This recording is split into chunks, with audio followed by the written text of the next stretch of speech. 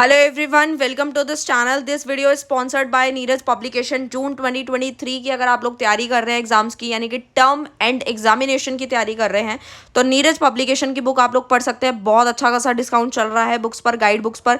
500 से ज़्यादा की बुक्स आप यहाँ पे परचेज करते हैं तो आपको 50% का डिस्काउंट मिलेगा। और साथ ही साथ अगर मैं आपको एक प्रोमो कोड देती हूँ, अगर आप वो भी यूज़ करते हो तो आपको एक्स्ट्रा डिस्काउंट मिलेगा। उसके लिए आपको एक कोड यूज़ करना पड़ेगा। कोड मैं बता देती हूँ, NEP 2023 यूज़ करें और आपको और भी एक्स्ट्रा डिस्काउंट मिल जाएगा। इससे आपको करना क्या है, नीरज पब्लिकेशन की ऑफिशियल वेबसाइट पे जाना और जाके ऑर्डर कर देना। कोई भी गाइड बुक आप परचेज करना चाहते हैं तो आप वहाँ जाके इजीली कर सकते हैं। तो डिस्क्रिप्शन में लिंक है, तो देरी किस बात की, जल्दी से जाओ और उसको परचेज करो।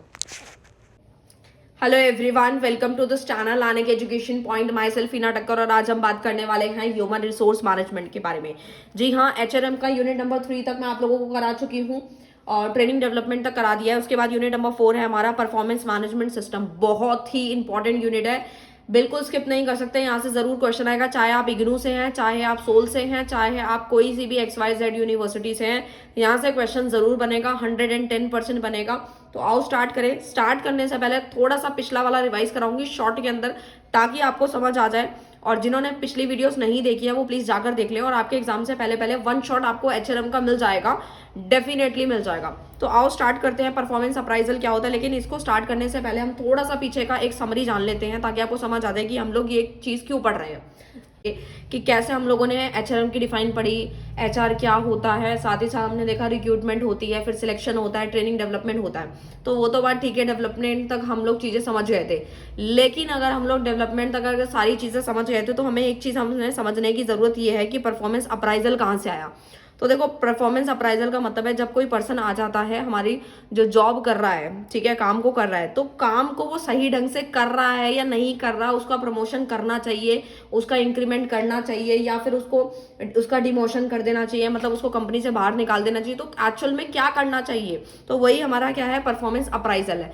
मुझे लगता है आप लोगों को समझ आ गया। अगर नहीं समझ आया तो ध्यान से समझो, इसकी डिफाइन समझा रही हूँ, फिर और अच्छे से क्लियर होगा। परफॉर्मेंस अप्राइजल क्या होता है, process of determining and communicating to an employee how he और she is performing on the job and establishing a plan of improvement if need be. इसका मतलब क्या है कि हम लोग क्या कर रहे हैं, परफॉर्मेंस अप्राइजल। परफॉर्मेंस अप्राइजल का मतलब है हम उस एम्प्लॉय की परफॉर्मेंस को इवेल्युएट कर रहे हैं, उसको मेजर कर रहे हैं, उसको माप रहे हैं, क्या वो ढंग से काम कर रहा है या नहीं कर रहा। और अगर कर रहा है तो ठीक है, अगर वो नहीं कर रहा तो कैसे उसको ट्रेनिंग दे सकते हैं, कैसे उसका डेवलपमेंट कर सकते हैं। और अगर कोई पर्सन अच्छा काम करे तो कैसे उसका प्रमोशन करें, कैसे उसका ट्रांसफर करें, कैसे उसकी सैलरी बढ़ाएं, कैसे उसका इंक्रीमेंट करें। तो ऐसे ही ऑर्गेनाइजेशन में ये सारी चीजें करनी पड़ती हैं। ऐसा इसलिए करना पड़ता है, अगर हम एक इंसान को उसकी सैलरी ना बढ़ाएं, या फिर मान लीजिए हम उसकी सैलरी नहीं बढ़ाते, कोई उसका कोई भी प्रमोशन नहीं करते, वो एक ही स्टेज पे है जहां से वो 10 साल पहले काम करता, तो क्या वो उस मोटिवेशन के साथ काम करेगा, क्या वो उसी एफिशिएंसी के साथ काम करेगा जितने साल से वो पहले 10 साल पहले कर रहा था? क्या 10 साल बाद भी उतने से काम करेगा? उसको पता है पैसे तो उतने ही मिलने हैं, या फिर सैलरी तो उतनी ही मिलनी है, प्रमोशन होना नहीं, तो वो क्यों लगाएगा एफर्ट। तो ये सारी चीजें हमारी कहीं ना कहीं परफॉर्मेंस अप्राइजल में चेक करी जाती है, देखी जाती है। इसीलिए चैप्टर में पढ़ाया जा रहा है कि अगर हम लोगों को सबसे पहले चीजों को डिटरमाइन करना, कम्युनिकेट करना, एम्प्लॉय को देखना कि वो जो जॉब परफॉर्म कर रहा है वो कैसे कर रहा है, और अगर उसको जरूरत है उसकी इंप्रूवमेंट में तो उसको इंप्रूवमेंट कैसे हो सकता है, प्रमोशन करा के। साथ ही साथ क्या होता है, ट्रांसफर करा दिया या फिर सैलरी बढ़ा दी, इंक्रीमेंट हो गया। ये सब चीजें कब होती है, जब कोई इंसान अच्छा काम करेगा तो उनको ये सब चीजें देनी पड़ती हैं। अगर हम नहीं देंगे तो वो टिकेगा ही नहीं, वो तो कंपनी छोड़ के भाग जाएगा। लेकिन अगर मान लीजिए कि कोई पर्सन अच्छे से काम नहीं कर रहा, अगर मान लीजिए एक ऑर्गेनाइजेशन के अंदर 10 लोग काम कर रहे हैं, 10 पे कोई ध्यान नहीं दे रहा, ठीक है, अब 10 में से 4 लोग हैं जो अच्छे से काम कर रहे हैं और 6 लोग ऐसे हैं जो काम बिल्कुल नहीं करते। तो आप ये सोचो कि जो लोग काम नहीं कर रहे हैं उनको देख के तो 4 भी नहीं कर रहेंगे काम, उनको तो पता है सैलरी तो मिल ही जाएगी। तो इससे ऑर्गेनाइजेशन पे बहुत ज्यादा इंपैक्ट पड़ेगा और जो हमारी ऑर्गेनाइजेशन है इसके गोल्स अचीव नहीं हो पाएंगे। इसीलिए time to time performance appraisal करना पड़ता है, एक एम्प्लॉय की परफॉर्मेंस को मेजर करना पड़ता है, सही है गलत है उसको करेक्ट करना, डिमोशन करना है, ट्रेनिंग देनी है, या फिर उसको कंपनी से बाहर निकालना है। ठीक है, तो ज्यादातर कंपनी से बाहर इतनी जल्दी से नहीं निकाला जाता, उसको ट्रेनिंग दी जाती है, उसको मोटिवेट किया जाता है। लेकिन अगर बिल्कुल ही नहीं कर रहा, यानी चीजें सिखाने के बाद भी जानबूझ के गलतियां कर रहा है, तो हम लोग उसको बाहर निकालेंगे ना, क्यों अपने ऑर्गेनाइजेशन में रखेंगे, क्यों हम अपने ऑर्गेनाइजेशन के गोल तो हमारे अचीव हो नहीं पाएंगे। मुझे लगता है आई होप आपको परफॉर्मेंस अप्राइजल 110% क्लियर हो गया होगा, मैंने बहुत डिटेल में कराया है, और मीनिंग अगर अच्छे से हो जाए तो काफी चीजें अच्छे से। सबसे पहले अब आप बात करते हैं फीचर्स ऑफ पीए। पीए मतलब परफॉर्मेंस अप्राइजल के कुछ फीचर्स होते हैं जो हमें जानने हैं। तो अगर आपको डिफाइन समझ आ गई तो ये भी आराम से समझ आ जाएंगे। तो सबसे पहला आता है ऑर्गेनाइज प्रोसेस है। जी हाँ, बिल्कुल ऑर्गेनाइज मैनर में चीजें होती हैं, जैसे डिसाइड करना परफॉर्मेंस को, कि डिसाइडिंग परफॉर्मेंस, फिर कंपेयरिंग करना परफॉर्मेंस को, फिर फीडबैक, यानी कि कहीं ना कहीं हमने उसकी परफॉर्मेंस देखी, फिर उसको कंपेयर किया कि क्या हमने जो उसको काम दिया था, क्या वो जिस तरीके से काम कर रहा है उसको कंपेयर करना, फिर उसको फीडबैक में कन्वर्ट करना। यही क्या है, ऑर्गेनाइज प्रोसेस है। दूसरा पीरियोडिक प्रोसेस है, डिपेंडिंग अपॉन द ऑर्गेनाइजेशन। अब ये थोड़ी ना है कि एक पर्सन का परफॉर्मेंस अप्राइजल एक बार होगा या फिर 10 साल में एक बार कर लिया उसके बाद खत्म, ऐसा नहीं होता। हर 6 महीने बाद या हर 1.5 साल बाद, 1 साल बाद, 2 साल बाद, 2 साल तो ज्यादा हो गया, बट 1.5 साल बाद, 1 साल या 6 महीने के अंदर अंदर परफॉर्मेंस अप्राइजल करना पड़ता है। क्यों करना पड़ता है, देखना पड़ता है भाई कि कौन सा पर्सन है, कौन सा एम्प्लॉय ऐसा है जो ढंग से काम कर भी रहा है या नहीं कर रहा है। तो ये है पीरियोडिक प्रोसेस है, डिपेंडिंग, वो ऑर्गेनाइजेशन टू ऑर्गेनाइजेशन डिपेंड करता है, लेकिन होता जरूर है ये। उसके बाद फ्यूचरिस्टिक है, ऑन गोइंग है, चलता रहता है, रुकता नहीं है। ये नहीं है कि एक बार कर लिया उसके बाद जी बिल्कुल करेंगे नहीं जी, 20 साल 25 साल तक उसको रखा रहा है, इससे तो क्या होगा, उसको भी ये लगेगा कि हमें तो कोई निकालने वाला है नहीं, चाहे हम काम करें चाहे ना करें। तो इसीलिए ये कुछ इम्पैक्ट हैं जो ऑर्गेनाइजेशन पे पड़ सकते हैं बुरे, इसीलिए हमें परफॉर्मेंस अप्राइजल करना पड़ता है। और साथ ही साथ अगर वो अच्छा काम कर रहा है तो उसका प्रमोशन इंक्रीमेंट भी करना जरूरी होता है। अगर हम वो भी नहीं करेंगे तो खुद चला जाएगा, वही है ना, या तो वो खुद चला जाएगा या तो हम उसको निकालेंगे। हम कब निकालेंगे, जब हम परफॉर्मेंस अप्राइजल चेक करेंगे टाइम टू टाइम। फ्यूचरिस्टिक है, ऑनगोइंग है, चलता रहेगा। उसके बाद डेवलप एम्प्लॉय, एम्प्लॉय का डेवलपमेंट भी होता है। कैसे, अगर कोई पर्सन अच्छे से काम नहीं कर रहा है, उसकी एफिशिएंसी अच्छी नहीं है, तो उसको हम क्या करेंगे, अच्छी हो रहा है कि नहीं, तभी हम लोग उसको ट्रेनिंग दे रहे हैं ना। अगर हम परफॉर्मेंस अप्राइजल करते ही नहीं तो हमें पता ही नहीं चलेगा ना कि किसको ट्रेनिंग देनी है किसको नहीं देनी है। इसीलिए time objective of performance appraisal से क्या मतलब है कि उद्देश्य क्या है परफॉर्मेंस अप्राइजल करने के। जिसको परफॉर्मेंस अप्राइजल हो रहा है तो कहीं ना कहीं इसका उद्देश्य तो होगा, कुछ तो फायदा हो रहा होगा ऑर्गेनाइजेशन को, तभी तो वो कहीं ना कहीं परफॉर्मेंस अप्राइजल करा रहा है। सबसे पहला आता है मोटिवेशन का बढ़ना और प्रोडक्टिविटी बढ़ना। जी वो कैसे बढ़ सकती है, अगर मान लो एक एम्प्लॉय है या बहुत सारे ऑर्गेनाइजेशन के अंदर एम्प्लॉय हैं, अगर उनको परफॉर्मेंस अप्राइजल यानी पीए उनका करवाया जा रहा है, उनका टाइम टू टाइम उनकी जो भी काम वो कर रहे हैं उसको मेजर किया जा रहा है, क्या वो सही कर रहे हैं, क्या वो गलत कर रहे हैं, क्या वो मीडियम कर रहे हैं, ये सारी चीजों को जब मेजर कर रहे हैं तो उससे क्या होगा, कुछ लोग ऐसे भी निकल कर आएंगे उसमें से जो अच्छा काम कर रहे होंगे। जब वो अच्छा काम कर रहे होंगे तो कहीं ना कहीं उनको मोटिवेशन मिलेगा। मैं आपको एक एग्जांपल देती हूँ। सपोज यहाँ पर 3 लोग ले लेते हैं, ठीक है, सपोज 3 है यहाँ पे, ठीक है, मैंने छोटा सा एग्जांपल लिया है। यहाँ पे 3 लोग हैं जिनको मेजर किया जा रहा है यानी परफॉर्मेंस अप्राइजल कराया जा रहा है, जिसमें से इसका नाम है ए, इसका नाम है बी और इसका सी। अब सपोज ए जो है वो बहुत ही अच्छा काम कर रहा है, ठीक है, बी भी बहुत अच्छे से काम कर रहा है, सी भी बहुत अच्छे से काम कर रहा है। तो अब क्या होगा इसके अंदर, सपोज ए ने बहुत अच्छा काम किया और बी और सी काम तो कर रहे हैं अच्छा, बट जितना ए कर रहा है उतना बी और सी नहीं कर रहे हैं।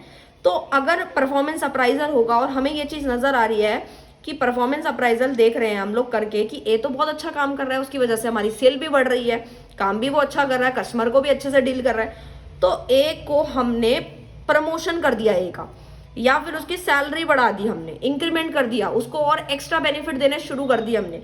तो इससे क्या होगा, एक एम्प्लॉय जो होगा वो मोटिवेट हो जाएगा, यानी उसका मोटिवेशन बढ़ेगा। अगर वो मोटिवेट होगा ऑटोमेटिकली और अच्छा काम करेगा, क्योंकि उसको पता है कि मेरी इंक्रीमेंट हो गया तो उससे प्रोडक्टिविटी भी तो बढ़ जाएगी ना, और इससे जो बाकी के लोग हैं वो भी अपने अच्छे खासे एफर्ट लगाएंगे। तो इसीलिए परफॉर्मेंस अप्राइजल का उद्देश्य यही है कि मोटिवेशन का बढ़ना, प्रोडक्टिविटी का भी बढ़ना। दूसरा है टॉप टैलेंट। इससे मतलब क्या है, इससे मतलब है कि जो पीए है यानी जो परफॉर्मेंस अप्राइजल है वो मदद कराता है, किसमें मदद करता है, ऑर्गेनाइजेशन को जो पीपल रिलेटेड डिसीजन होता है वो भी वो ले पाता है। जैसे कैरियर की प्लानिंग कितनी करनी है, कैसे करनी है, कैरियर डेवलपमेंट कैसे करना है, प्रमोशन करना है तो किसका करना है। जैसे इसी का एग्जांपल ले लो, अब ए काम कर रहा है अच्छे से, बी सी कर रहे हैं बस दिखावे के लिए कर रहे हैं, तो ए का प्रमोशन होगा बी सी का नहीं होगा।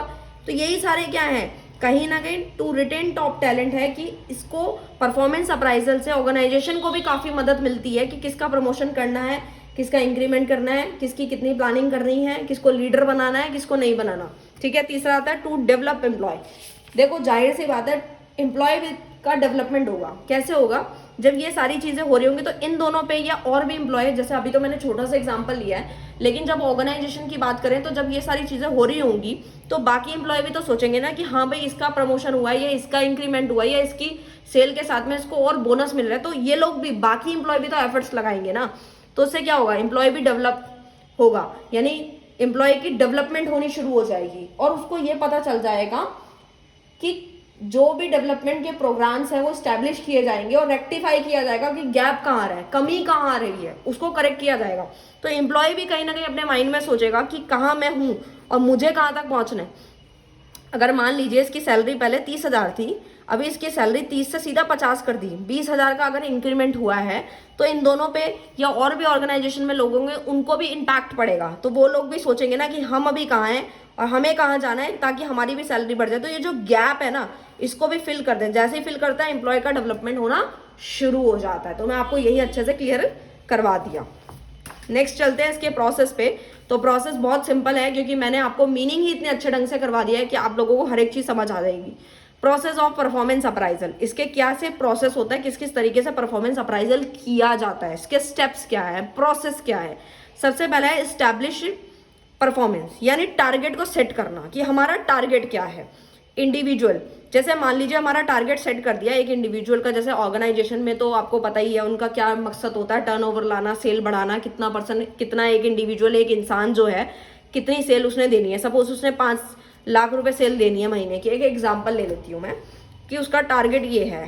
तो ये टारगेट रखा जाता है कि हाँ, आपने बहुत सारे कंपनीज में सुना होगा सैलरी तो फिक्स रहती है, सैलरी के अलावा आपको इतना अगर आप देते हो तो आपको इसके ऊपर जो है मिलेगा, कमीशन मिलेगा, ठीक है, या बोनस या और भी बहुत सारी तरह तरह की चीजें होती है। तो मतलब ये तो टारगेट फिक्स था, तो मतलब हमने ऑर्गेनाइजेशन ने टारगेट सेट कर लिया एक इंडिविजुअल के लिए।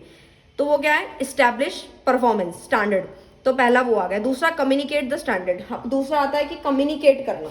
अब कम्युनिकेट में क्या आ जाता है, बेसिकली कम्युनिकेट में आ जाता है कि performance appraisal involve at least 2 party, 2 party तो होनी ही चाहिए इसके अंदर, ठीक है ना। अब होता क्या है, टारगेट सेट हो गया, गोल सेट हो गया, तो उसके बाद क्या होता है, performance standard must be communicated to appraisers and their relation should be noted down.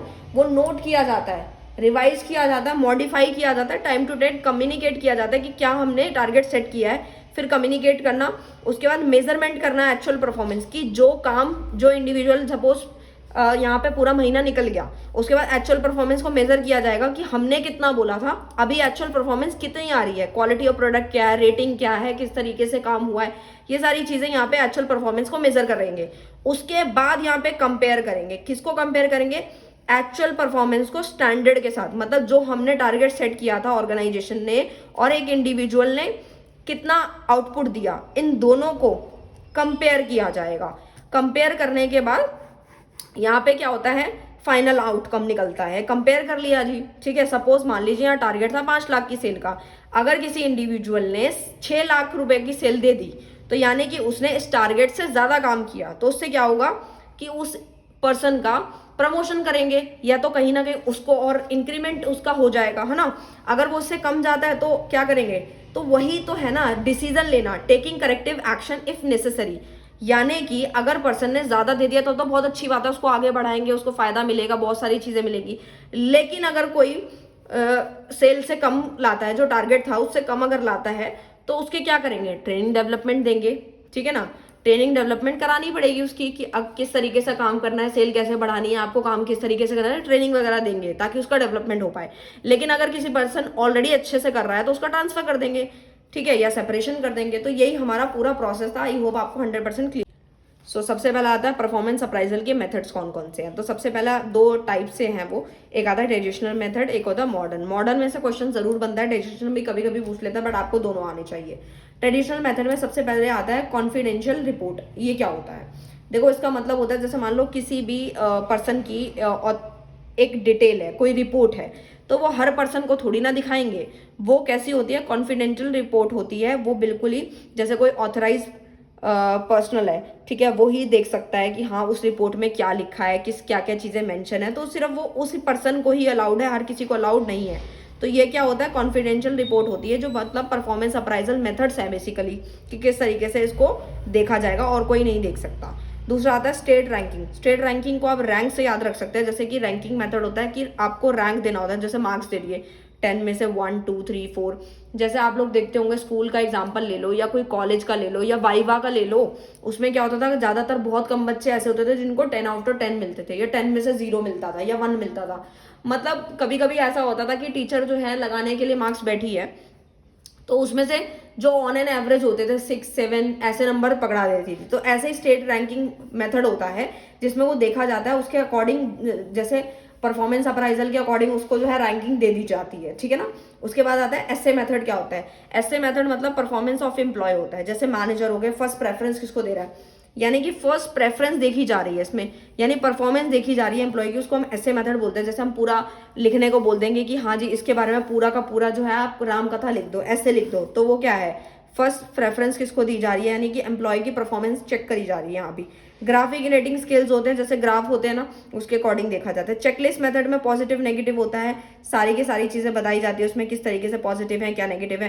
Critical incident method में क्या होता है, जैसे कि एक पर्सन को, एम्प्लॉय को भेज दिया है और जैसे कहीं आग लग गई है या फिर कोई चोरी हो रही है, तो वो जो एम्प्लॉय है वो किस तरीके से रिएक्ट कर रहा है। ये नहीं है कि चोरी हो रही है और वो बैठा हुआ मजे से, ठीक है। ये सारी चीजें नोट की जाती हैं। ये परफॉर्मेंस अप्राइजल मेथड है कि हाँ भाई, अगर वो ये सब चेक क्यों कर रहे हैं, ऑर्गेनाइजेशन ये सारे काम क्यों करवा रही है, कि मान लो कहीं कल को कोई आग लग जाती है तो वो क्या करता है, ये थोड़ी ना कि हाँ बिल्कुल भाग जाएगा, उसको कोई लेना देना ही नहीं है, ठीक है। या फिर चोरी हो रही है तो सामने बैठ के हाँ बेटा चोरी कर ले, तो वो वाली चीज नहीं होती ना। तो ये सारी चीजें हमें परफॉर्मेंस अप्राइजल मेथड से पता चलती है कि वो एम्प्लॉय का क्या रिएक्शन है, क्या रिएक्ट कर रहा है वो सिचुएशन के अंदर। तो वो भी हमारा मेथड का पार्ट है। फिर आता है फील्ड रिव्यू मेथड। इसमें क्या होता है, बाहर से आउटसाइडर्स बुलाए जाते हैं। जैसे आप लोगों का वाइवा होता है, ठीक है। अब वाइवा हो गया तो बाहर से आप लोगों के कुछ टीचर्स आते हैं जो आपका वाइवा लेते हैं, आपकी प्रोजेक्ट फाइल देखते हैं, फिर आपसे क्वेश्चन पुटअप करते हैं, है ना, और आपसे आपके मार्क्स लगाते हैं। अब होता क्या है, आउटसाइडर इसलिए भी कभी कभी बुला लिए जाते हैं। होता ये है कि मान लो एक ऑर्गेनाइजेशन है जिसके अंदर एचआर ही सारे काम कर रहा है। अब मान लो एचआर की जो है वो एम्प्लॉय से बन नहीं रही है, ठीक है, उससे वो बहुत खुंदक खाता है, तो वो क्या करेगा, उसके बारे में गलत ही बोलेगा, ठीक है। तो वो उससे चिढ़ता है, वो उससे चिढ़ता है, ऐसे बहुत सारी पॉलिटिक्स चलती रहती है ऑर्गेनाइजेशन में। जब आप कंपनीज ज्वाइन करेंगे, जो बच्चे कर चुके हैं वो देखते ही होंगे, और आगे चल के भी देखोगे तो ऐसा देखने को बहुत मिलेगा। तो आउटसाइडर से बाहर लोगों को बुलाया जाता है और वो ऑब्जर्व करते हैं कि वो जो है कैसे काम कर रहा है, किस तरीके से कर रहा है, चीज़ों को कैसे टैकल कर रहा है। तो ये सारी चीज़ें होती हैं। आउटसाइडर इसलिए रखा जाता है, जैसे वाइवा वगैरह स्कूल में रखा जाता है। अब बोर्ड्स हैं, अब बोर्ड से बहुत सारे बच्चे घबरा जाते हैं कि हाँ बोर्ड्स है, ये है वो है, लेकिन आप लोग बोर्ड्स दे चुके हैं तो आपको लगता है ना हाँ बोर्ड्स के एग्जाम बहुत बढ़िया होता है, टीचर को कोई खुंदक नहीं होती, आपकी प्रेजेंटेशन से ही सारी चीज़ें जज हो जाती हैं कि आपको कितने मार्क्स देने हैं कितने नहीं देने। ग्रुप अप्राइजल होते हैं जिसमें 3 से 5 लोग जो मैनेजर्स होते हैं वो आपको एनालाइज करते हैं, ग्रुप में बिठा देते हैं। ये भी ग्रुप डिस्कशन भी आप एमएनसीज में जब जाएंगे तब आप देखेंगे, जब आपका इंटरव्यू होता है उस तरीके से होता है, तो ग्रुप अप्राइजल होता है। मॉडर्न मेथड में ही मैंने यहाँ 4 लिखे हैं। एक तो एमबीओ होता है, एक 360 डिग्री फीडबैक होता है, और एक होता है साइकोलॉजिकल, एक होता है असेसमेंट सेंटर। तो इसको अभी डिटेल में समझते हैं। तो देखो ये आपके एग्जाम में आने का चांस बहुत ज़्यादा हाई है, तो इसको आप अच्छे से समझ लो ये होता क्या है। तो 360 डिग्री परफॉर्मेंस अप्राइजल का मतलब क्या है, देखो 360 मतलब पूरा सर्कल। ये तो मैं मान के चलती हूँ ये तो आपको आता ही होगा। जैसे 180 होता था आधा और आधा नीचे होता था, मतलब डी को ही ले लो, D1 ऊपर से कितना, डी पूरा कितना होता है 180, नीचे से भी ले लो 180, तो 360 हो गया ना। तो 360 डिग्री परफॉर्मेंस अप्राइजल जो होता है, एक एम्प्लॉय को पूरा चेक किया जाता है। कैसे पूरे, मतलब 360 का मतलब है आई इर्द गिर्द जितने भी लोग हैं वो सबसे उसकी इंक्वायरी लेके उसको पूरा का पूरा उसका परफॉर्मेंस को इवेल्युएट किया जा रहा है, ठीक है, कि किस तरीके से काम कर रहा है। उसमें कौन कौन आते हैं, कस्टमर से चेक कर लिया, सुपीरियर से चेक कर लिया, सप्लायर हो गया, और भी बहुत तरह तरह के लोग हैं जिनसे सब कुछ सबसे डिटेल ली जाती है और एक रिजल्ट निकाला जाता है।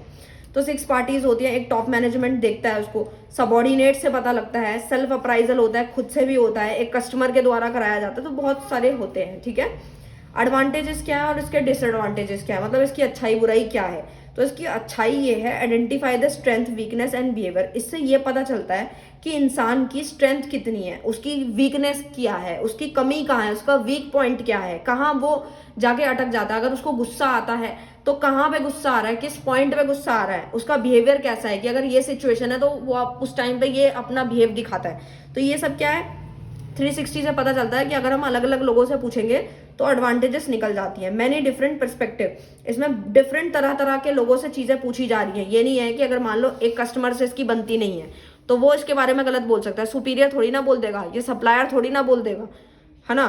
तो ये तरह तरह से इसलिए पूछा जा रहा है ताकि डिफरेंट पर्सपेक्टिव से उसका एक कंक्लूजन निकाला जाए। उसके बाद सेल्फ इवैल्यूएशन भी होती है इसके अंदर, खुद को भी पता लगता है। डिसएडवांटेजेस क्या रहती है इसकी? टाइम कंज्यूमिंग है। जी हाँ, बिल्कुल टाइम कंज्यूमिंग है, क्योंकि यहाँ पे हम किसी एक इंसान से उसकी परफॉर्मेंस को चेक नहीं करवा रहे, अलग अलग लोगों से उसकी परफॉर्मेंस को चेक करा रहे हैं, तो टाइम तो लगेगा ना जी। ये भी सप्लायर अलग चेक करेगा, कस्टमर अलग करेगा, सुपीरियर अलग करेगा।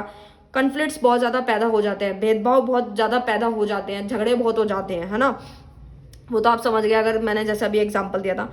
Feedback may not be totally honest. देखो इसमें जो फीडबैक होते हैं वो टोटली ऑनेस्ट नहीं होते। जैसे मैं आपको एक एग्जांपल देती हूँ।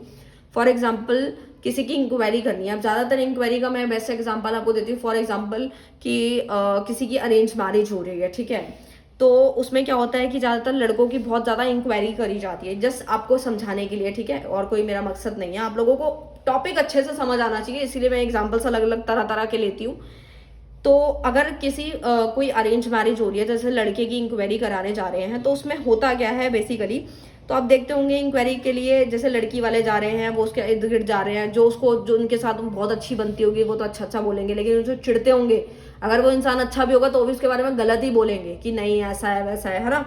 तो ऐसा ही इसमें होता है, अगर यहाँ पे इस इंसान की किसी से नहीं बनती या वो इंसान सच में अच्छा है, वो गुस्से वाला बिहेवियर है उसका, तो कहीं ना कहीं may not be totally honest उसका फीडबैक नहीं हो सकता। तो ये भी चीजें बुराइयां हो सकती हैं। आई होप आपको क्लियर है।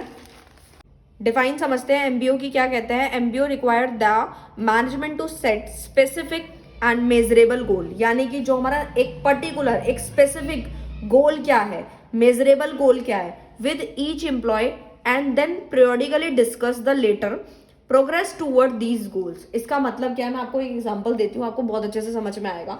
यानी कि एक एक एम्प्लॉय को एक एक टास्क दे दिया गया है कि आपको काम इस तरीके से करना है, और प्रॉपर गाइडेंस के साथ दिया जाता है, जो कि एचआर ने बता दिया कि आपको ये काम करना है। अगर एक ऑर्गेनाइजेशन में 10 लोग हैं, ठीक है, 10 को अपना अपना काम बांट के दे दिया, उनको टास्क दे दिया है कि आपको इस टास्क को पूरा करना है, और गाइड कर रहे हैं कि आपको काम इस तरीके से करना है, काम को अच्छे से करना है, अपने गोल्स को पूरा एफर्ट लगाना है ताकि आप अपने गोल्स तक पहुंच जाएं, ठीक है। तो ये टास्क देके उनका performance appraisal at the end किया जाता है और देखा जाता है कि किसने कितने अच्छे ढंग से काम किया है, किस तरीके से किया है, किसने अच्छे से किया, किसने अच्छे से नहीं किया, फिर उसको क्या करना है। यही एक मेथड है हमारा परफॉर्मेंस अप्राइजल का। 360 तो हमें क्लियर हो गया। अब एमबीओ में क्या होता है, टास्क दे दिया जाता है, ठीक है ना। तो टास्क पूरा होते ही हम लोग देखते हैं कि किस तरीके से हमने उसको टास्क दिया था। अगर हमने उसको कंपनी की सेल बढ़ाने को बोला था 10% से, तो अगर उसने 20% बढ़ाई या उसने 10% से ही बढ़ाई है तो उसका क्या करना है। अगर उसने ज्यादा बढ़ा दी तो क्या करना है, एट द एंड फिर प्रॉपर उसका परफॉर्मेंस अप्राइजल किया जाएगा कि कहाँ तक वो पहुंचा है, ठीक है। अब मैं आपको एक एग्जांपल देती हूँ और अच्छे से क्लियर होगा। जैसे मान लो एक ऑर्गेनाइजेशन है जिसमें 10 लोग हैं, ठीक है। मेरी ड्राइंग थोड़ी सी बेकार है, मैं छोटे छोटे बना रही हूँ, ठीक है। 1 2 3 4 5 बन गए हैं, ये 6 है, ये 7 है, ये 8 है, ये 9 इधर बना दिए, ये 10 हो गए, ठीक है। छोटे छोटे बना दिए मैंने, ठीक है। तो जगह इतनी है नहीं तो थोड़ा मैनेज करिएगा। तो 10 लोग हैं, ठीक है, और जो मैनेजर है उन्होंने 10 ने इनको अलग अलग काम बांटा है। अब कैसे काम बांटा है मैं आपको बताती हूँ। इन्होंने बोला है कि हमारी जो ऑर्गेनाइजेशन है इसके अंदर एक फंक्शन होने वाला है जो कि 2 दिन बाद होगा, यानी कि एनिवर्सरी है। एनिवर्सरी मतलब ऑर्गेनाइजेशन को, उस कंपनी को मान लीजिए 25 साल कंप्लीट हो जाते हैं, ठीक है, 25 ईयर्स हो गए हैं, सिल्वर जुबली मनाने जा रहे हैं वो लोग। तो वो लोग चाहते हैं कि बाहर से वो किसी को बुलाना नहीं चाहते हैं, वो टास्क दे रहे हैं। मैं जैसे एक एग्जांपल ले रही हूँ, ऐसे और भी एग्जांपल्स हो सकते हैं, ठीक है, आपको सिर्फ समझा रही हूँ। तो जैसे मान लो ये 25 लोग हैं, सॉरी 25th एनिवर्सरी वो मना रहे हैं, यानी सिल्वर जुबली वो मना रहे हैं। 10 लोगों को काम बांट दिया कि आपको ये काम करना है, ठीक है, और सबको अलग अलग काम बांटा गया है। जैसे यहाँ पे मान लीजिए ये राम है, ये मोहन है, ये रिया है, ठीक है, ये प्रिया है, ऐसे बहुत सारे 10 लोग हैं, अलग अलग नाम है इनके। तो इनको काम जो है ना, इनका काम बांट दिया गया है, काम बांट दिया, उनको बोला है कि आप जो है आपको ये पूरा डेकोरेशन का काम देखना है, आपको यहाँ पे पूरा खाने का केटरिंग का काम देखना है, ठीक है, आपको टेंट का देखना है। तो ऐसे अलग अलग 10 लोगों को अलग अलग काम बांटा गया है और उनको बोल दिया हमारा गोल क्या है। गोल यही है कि हमारा जो सेलिब्रेशन है वो बिल्कुल मस्त होनी चाहिए, एकदम बढ़िया होनी चाहिए। ऐसा लगना चाहिए कि बाहर से कोई इवेंट प्लानर बुलाया था ये सब काम करवाने के लिए। तो यही सारा काम इनको बांट दिया गया था और इनको बोला अच्छे से काम करना है, आपको अपने गोल्स तक पहुंचना है। इनको एक अच्छी खासी गाइडेंस भी प्रोवाइड कर दी गई थी। तो अब ये जो काम करेंगे ना, ये जब टास्क जो इनको दिया गया, यानी इन्होंने जो ऑर्गेनाइजेशन है इनको पता है हमारा गोल क्या है, उन्होंने पहले ही गोल बता दिया और बिल्कुल स्पेसिफिक बताया है कि जी हाँ हमने ये जो 25th सिल्वर जुबली है ये मनानी है, किस तरीके से मनानी है, कितना ग्रैंड पार्टी होनी चाहिए।